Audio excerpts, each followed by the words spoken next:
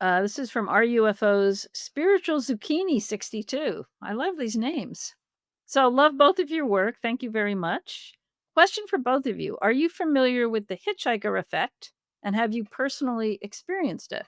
You want to take Okay, that one yeah, I'll first? start. Yeah. So the hitchhiker effect. Again, when I was with Gary and we were at the site, we had a lot to talk about. One of the things he told me was that he knew he was part of a crew that was looking at some things with the ranch.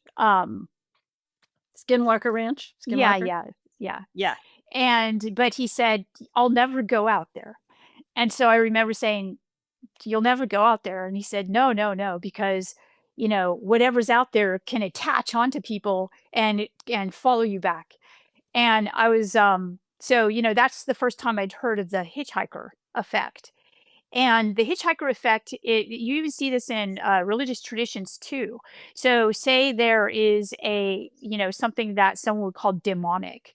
Oftentimes that force follows people around. So, I had heard enough about both the demonic and then the hitchhiker effect to know that if there was something that was, for example, I worked on the first Conjuring. It was actually filmed out here in Wilmington, and the first of the Conjuring franchise. It was really a fun project to be a part of. Nobody knew that it was going to become a big franchise and be such a big, hit.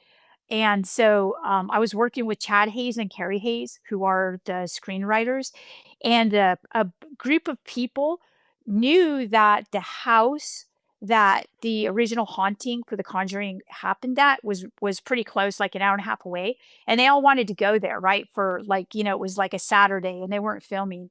And so Chad and Carrie, um, they were Christians.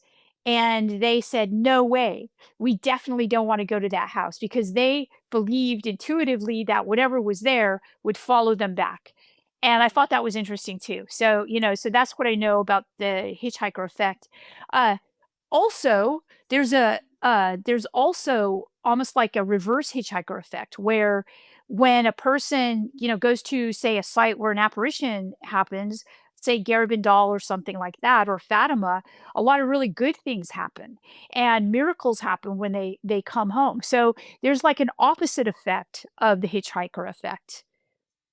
Right. I think the focus on the hitchhiker effect always is on the negative.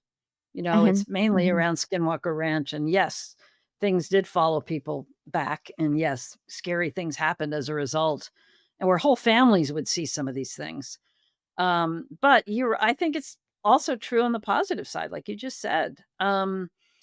Where you can go into a place with a very exalted positive energy and be impacted by that. And you take something with you and maybe a week later, you'll have an experience that related to that. I don't know if that's strictly hitchhiker effect, but it's a similar thing if you're talking about absorbing energies that stay with you and then you carry them away with you to somewhere else.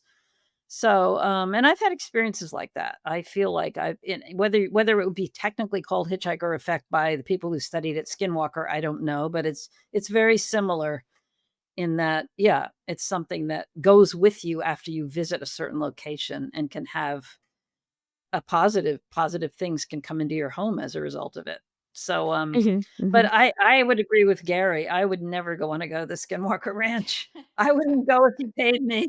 I mean, I'm curious to witness, but I've seen so many, paranormal things already, and I don't wanna take the chance of being involved in a negative force field like that. So, Mhm, mhm.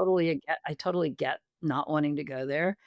Um, yeah, and it also depends how sensitive one is to energies, right? I mean, some people Mhm. are have a thicker protective shell around them, and they're less affected than others, and I feel like the more I evolve and become more spiritually sensitive, the more sensitive I am to energies that are around me, so I have to be very careful about what environments I put myself in. And Mhm, that's where mhm. you gotta watch out for that hitchhiker effect, I think, and be very careful about where you choose to put yourself because of it. It's very real. I mean, Yeah, it's a real that's where discernment is a good thing to cultivate.